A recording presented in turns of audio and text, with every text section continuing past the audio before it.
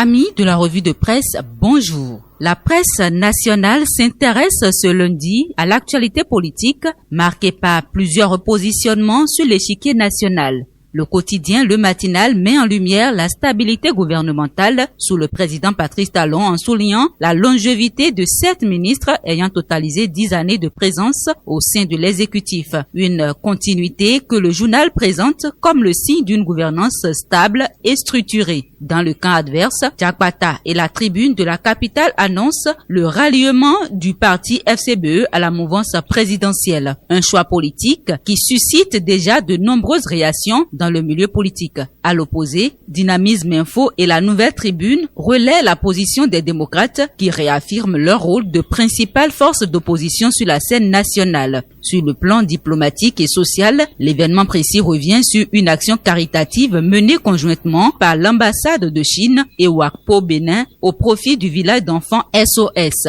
Une initiative saluée pour son caractère humanitaire et son impact auprès des enfants bénéficiaires. Le même quotidien met également en avant la célébration de la journée de l'Europe. À cette initiative, l'ambassade de l'Union européenne, Stéphane Monde, a adressé ses félicitations à Romuald Wadani, tout en réaffirmant la volonté de l'Union européenne de renforcer son partenariat stratégique avec le Bénin. Dans cette dynamique d'ouverture internationale, Matin Libre annonce la participation du Bénin au sommet Africa Forward prévu à Nairobi les 11 et 12 mai 2026. Une présence qui témoigne de l'engagement diplomatique croissant du pays sur les grands enjeux africains. Autre sujet largement relayé par les quotidiens ce lundi, la lutte contre les produits dépigmentants. Bénin Intelligent, Dynamisme Info, La Boussole et Le Matinal consacrent leur une à la campagne nationale engagée contre les produits éclaircissants jugés dangereux pour la santé. Selon les informations relayées, l'ABMEB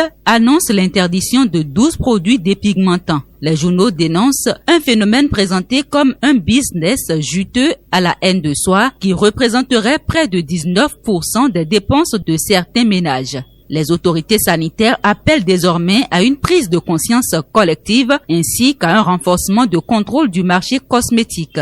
Dans le secteur de l'éducation, la tribune de la capitale et Le Matinal confirment le maintien des cantines scolaires durant les examens de CEP 2026. Une mesure largement saluée pour son impact social et son soutien aux candidats, notamment dans les zones les plus vulnérables. Par ailleurs, La Boussole et Dynamisme Info alertent sur les inondations enregistrées à Cotonou et Godomain à la suite de fortes pluies. Les journaux appellent à davantage de solidarité citoyenne afin d'accompagner les efforts du gouvernement face aux difficultés des populations sinistrées. Enfin, l'actualité sportive domine également les urnes avec un exploit historique du football béninois. L'équipe féminine U20 du Bénin décroche sa qualification pour la Coupe du monde féminine U20 de la FIFA 2026. De Gaskiani Info à Le Matin, en passant par la tribune de la capitale, Le Matinal et l'événement précis, tous les journaux célèbrent une victoire historique et un immense motif de fierté nationale.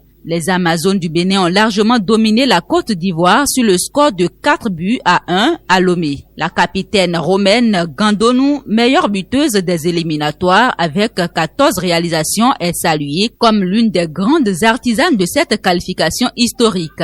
Fin de la revue de presse. Merci de votre aimable attention et excellente journée à toutes et à tous.